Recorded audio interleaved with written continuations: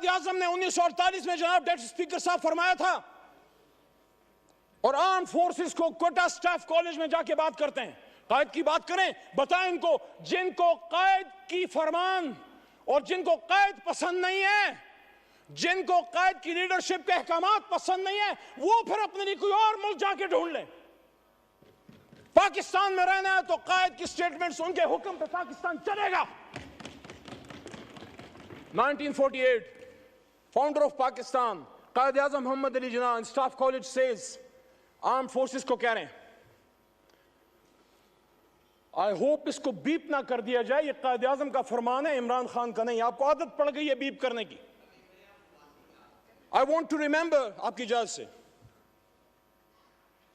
that the executive authority flows from the head of the government, which is the chief executive, which is the Prime Minister of Pakistan. उसको governor general होते थे sir. This is the legal position. Do not forget that the armed forces are the servants of the people. मत भूलें कि arm forces पाकिस्तानियों के खिदमत गुजार हैं। You do not make national policy. Arm forces को कह रहे हैं कि आप नेशनल पॉलिसी नहीं बनाते। It is we the civilians, ये सिविलियन लीडरशिप, ये जो 25 करोड़ की नुमाइंदा, ये जो गुलदस्ता इधर बैठा है, फॉर्म 47 या 45 पे बाद में आएंगे, इस वक्त ऐवान की बात है, यहां से पॉलिसी बनेगी। मैं नहीं कह रहा, वो कह रहा है। This is the legal position. Do not forget that the armed forces are the servants of the people. You do not make national policy. It is we, the civilians, who decide these issues, and it is your duty to carry out these tasks with which you are entrusted. क्या 1958 में हुआ? क्या 1977 में हुआ? क्या 1998 में हुआ? मैं जब 16 फरवरी को एक लंबी जुदाई, लंबी कैद के बाद पहली बार अपने लीडर इमरान खान साहब से मिला,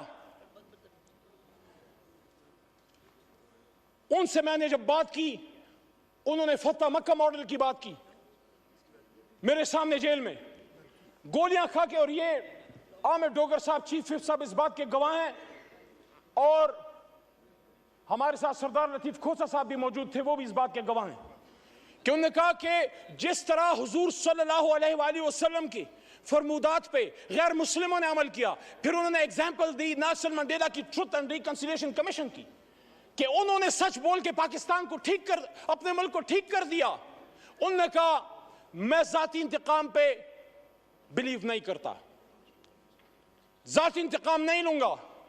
हाँ, जिसने कोई जुल्म किया है अदालत जाने और कानून, लेकिन सियासी इंतकाम नहीं। लेकिन सच बोलेंगे तो ट्रुथ एंड रिकंसिलिएशन कमीशन बनेगा।